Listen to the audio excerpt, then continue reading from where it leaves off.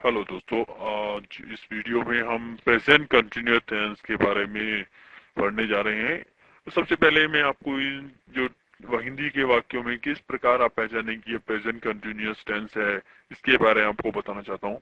देखिए, इन वाक्यों के अंदर अंदर किसी कार्य या घटना के होने का पता चलता है, जो जिस समय कोई वक्ता उस समय बोल रहा होता है या वो घटना उस समय हो रही होती है। जैसे कि हम किताब पढ़ रहे हैं या हम किताब पढ़ा रहे हैं।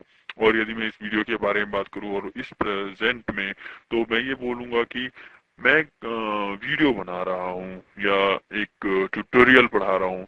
इस तरह से जो सेंटेंसेस होते हैं जिनके अंदर किसी घटना या कार्य के होने का पता चले, उनको हम प्रेजेंट कंटिन्यूअस टेंस में कहते हैं। और एक प्रकार के और वाक्य इसके अंदर आ सकते हैं जो कि चाहे वे कार्य उस समय भले ही ना हो रहे हों, लेकिन उन दिनों चल रहे होते हैं। जैसे कि यदि आपकी कोई टीचर है या कोई सपोज मान लीजिए किसी स्कूल की टीचर है जो कि देरी से आ रही है, रोजाना वो लेट आ रही है, तो हम ये कह सकते हैं कि टीचर देरी से आ रही है। ये भी एक प्रेजेंट कंटिन्यूअस टेंस का ही एग्जाम्पल है।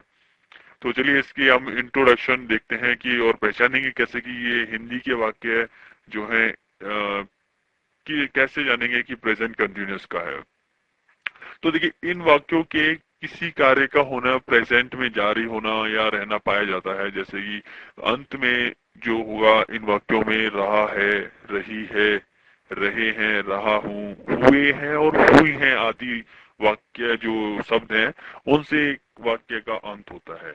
जैसे कि एग्जाम्पल में देखिए, सूर्य पूर्व में निकल रहा है, वे बाग में घूम रहे हैं। या कह सकते हैं कुत्ता सड़क पर बैठा हुआ है। अब देखिए यहाँ पे रहा नहीं आया है, आ है, हु आ है, ठीक है। ये भी एक प्रेजेंट कंटिन्यूअस का है पार्ट होता है वाक्य। आप वो पहचान सकते हैं कि ये वाक्य जो है प्रेजेंट कंटिन्यूअस का है। और इन दिनों हम कंप्यूटर सीख रहे हैं। अब जो मैंने आपको बताया था कि ये वाली चीज जो बताई थी कि चाहे कार्य उस समय ना हो रहा हो, लेकिन उन दिनों चल रहा होता है। तो इसके अंदर जैसे इन दिनों कंप्यूटर सीख रहे हैं, ठीक है। अब मैं आने वाले सोमवार को मुंबई आ रहा हूँ। यहाँ पे आऊंगा लिखा हुआ है जो कि गलत है, आ रहा हूँ होगा। और जैसे, ठीक है। तो इस प्रकार के जितने भी सेंटेंसेस होते हैं हिंदी के, उनको हम प्रेजेंट कंटिन्यूअस कहते हैं। और उनको बनाने की, इंग्लिश में ट्रांसलेट करने की, हिंदी के जो वाक्य हैं प्रेजेंट कंटिन्यूअस के, उनको हम इंग्लिश में ट्रांसलेट करते हैं। उनके हमें कुछ रूल्स जो है फॉलो करने पड़ते हैं इंग्लिश ट्रांसलेशन के अंदर। तो इंग्लिश ट्रांसलेशन के अंदर ट्रांसलेट करने के लिए, हिंदी वाक्यों को इंग्लिश में ट्रांसलेट करने के लिए, चार प्रकार के वाक्य हमारे सामने आ सकते हैं। जो कि एफर्मेटिव, जो कि सकारात्मक सिंपल होते हैं। जैसे कि वह खाना खा रहा है, वह स्कूल जा रहा है, आदि आदि।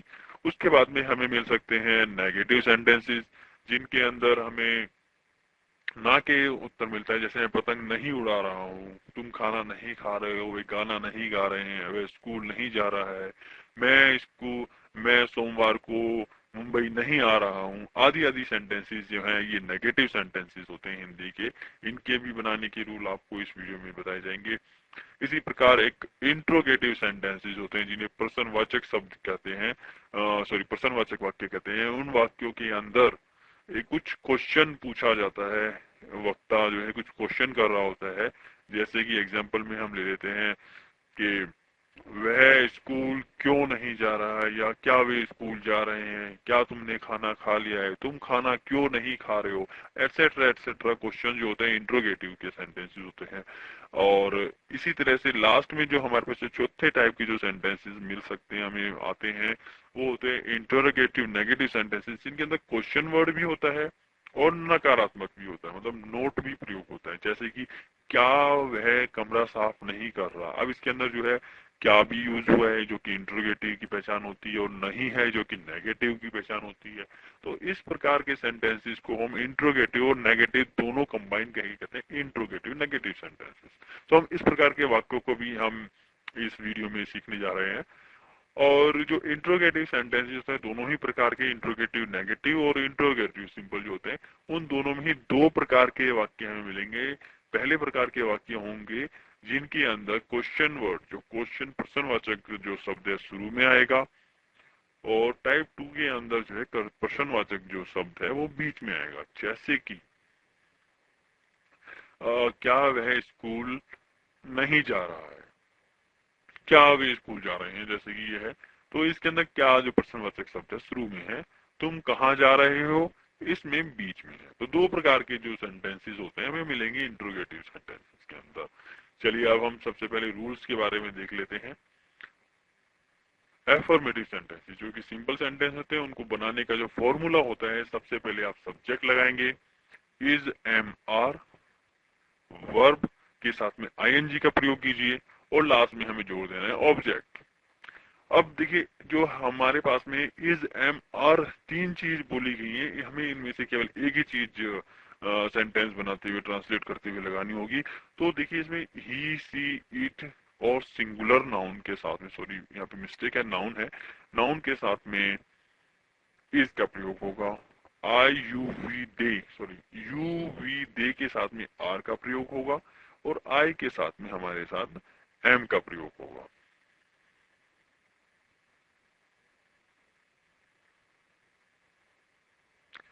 अब चलिए एग्जांपल देख लेते हैं अफर्मेटिव सेंटेंसेस के। वे बाग में घूम रहे हैं, तो सबसे पहले हमें को लगाना है subject they, is am are में से हमें लगाना है, तो क्या लगाएंगे हम, ठीक कहा, आर। उसके बाद में वर्ब क्या होती है, वॉक की, घूमने की, वॉक, और इसके साथ में आईएनजी लगा देंगे तो walking in the garden, last जो पार्ट हमारे पास में बचा। ऐसे ही कुत्ता सड़क पर बैठा हुआ है, the dog is sitting on the road. तो इस तरह से आप एफर्मेटिव सेंटेंसेस बना सकते हैं। अब चलिए बात करते हैं नेगेटिव सेंटेंसेस की। इन वाक्यों के अंदर नहीं में उत्तर मिलता है और नहीं का प्रयोग आता है और नहीं वर्ड जो है यूज हुआ होता है, जैसे कि मैं पतंग नहीं उड़ा रहा हूँ, ठीक है। तो ऐसे सब्जेक्ट, ऐसे जो वाक्य हैं उनको ट्रांसलेट करने के लिए सबसे पहले हम सब्जेक्ट, उसके बाद में इज एम आर, इसके बाद में नॉट का प्रयोग करेंगे, फिर वर्ब और लास्ट में ऑब्जेक्ट। ये फॉर्मूला जो है आप याद कर लीजिए, क्योंकि यही अगर आपको फॉर्मूला याद है तो आप किसी भी प्रकार के सेंटेंस को आसानी से इंग्लिश में ट्रांसलेट कर सकेंगे। और यही नहीं, यदि आप इसमें अच्छे से ग्रिप बना ली तो आप बोलते समय भी इन जो रूल है इसको फॉलो करके आसानी से इंग्लिश में बात कर सकते हैं। तो इंग्लिश में बात करने का सबसे जो बेसिक फॉर्मूला यही है कि आपको सेंटेंसेस की अच्छी से नॉलेज होनी चाहिए, किस सेंटेंस में आप बात कर रहे हैं वो पता होना चाहिए, तभी आप एक इंग्लिश में बात करने के लिए तैयार हो पाएंगे। चलिए देखिए, is subject, is am are, not, verb और ऑब्जेक्ट लगा के हम नेगेटिव सेंटेंस बना सकते हैं। देखिए एग्जांपल्स में थोड़ा, और मैं पतंग नहीं उड़ा रहा हूँ, आई एम, सब्जेक्ट हो गया आई, इज एम आर में से हमने एम ले लिया, नॉट लगा दिया नॉट, फ्लाइंग काइट, इसी तरह से तुम खाना नहीं खा रहे हो, तुम की English you, is am are लगाना है, आर लगा दिया, नॉट ईटिंग, इसी तरह से सीता गाना नहीं गा रही है, Sita is not singing a song. तो इस तरह से आप नेगेटिव सेंटेंसेस प्रेजेंट कंटिन्यूअस के बना सकते हैं। चलिए अब आते हैं हम पर्सनवाचक शब्द, जो कि इंट्रोगेटिव सेंटेंसेस के बारे में।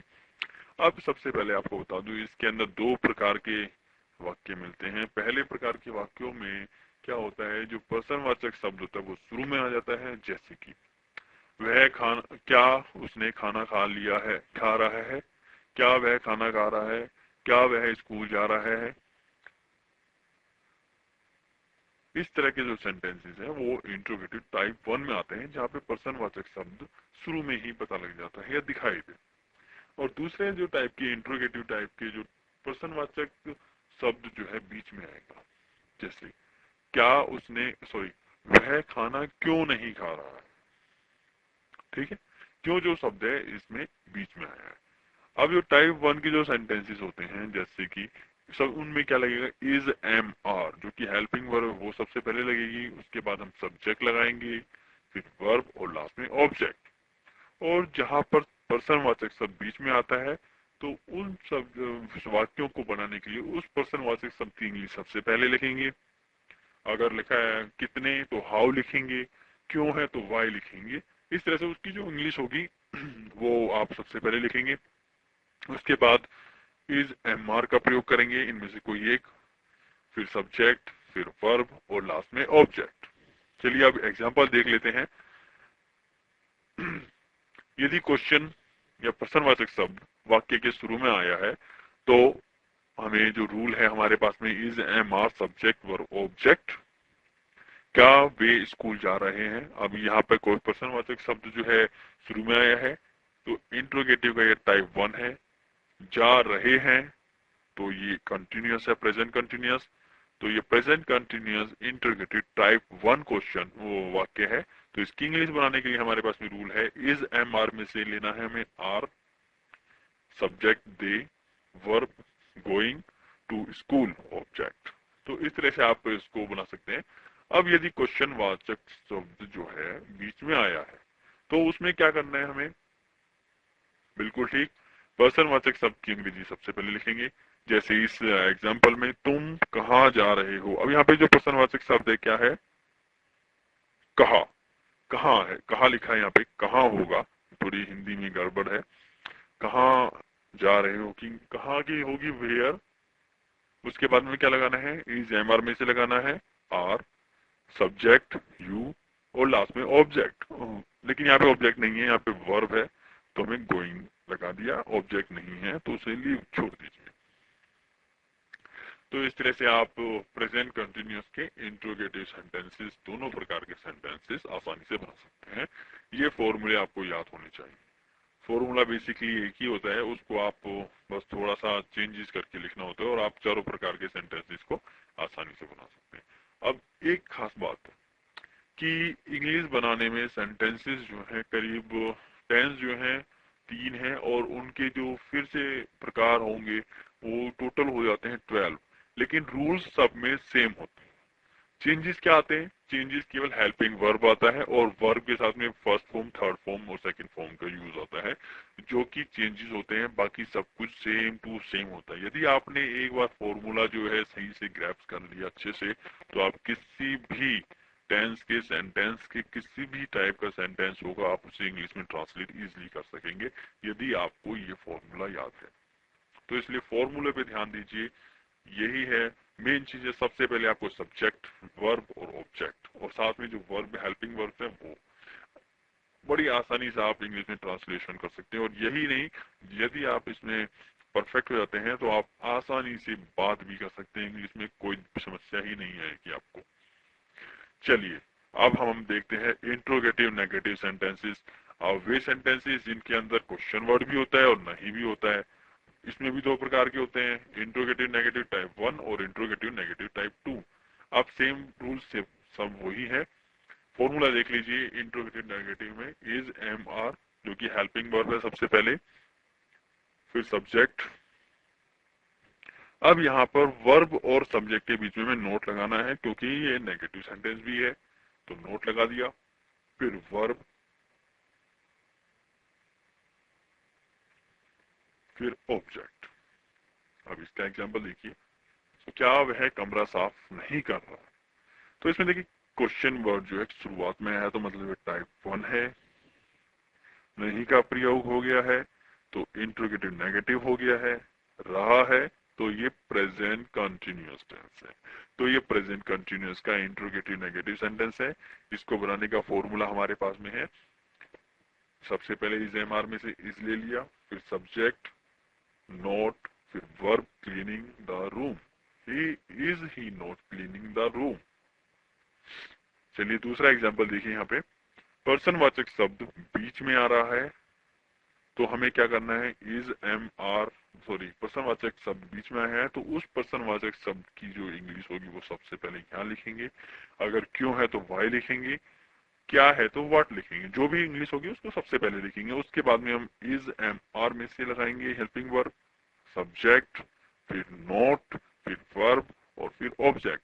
अब सेम फॉर्मूले हैं, सभी सेंटेंसेस यूज होते रहते हैं।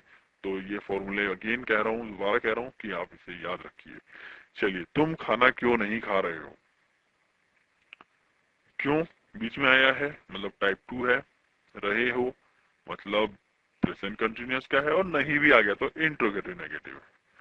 तो सबसे पहले हमें क्या करना है, पर्सनवाचक शब्द की इंग्लिश लगानी है वाई, इज एम आर में से आर, सब्जेक्ट यू, फिर नॉट, फिर verb eating food, why are you not eating food.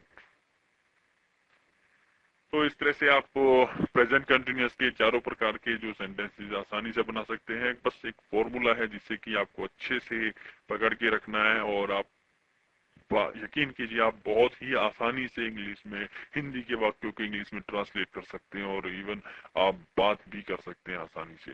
और अधिक एग्जांपल्स और एक्सरसाइज और ट्यूटोरियल्स के बारे में अगर आपको जानकारी लेनी है या और ट्यूटोरियल्स पढ़ने हैं, तो आप हमारी वेबसाइट तो EnglishInHindi.com पर भी जाके सर्च कर सकते हैं और फाइंड आउट कर सकते हैं। न केवल यहाँ पर आपको सेंटेंसेस के बारे में बताया जा रहा है, यहाँ पे word meaning, Hindi word meaning भी है और डेली यूज के भी हैं, किस तरह से आप फोन में बात करें, बहुत सारी चीजें हैं जो कि यहाँ पे आप एक्सप्लोर कर सकते हैं।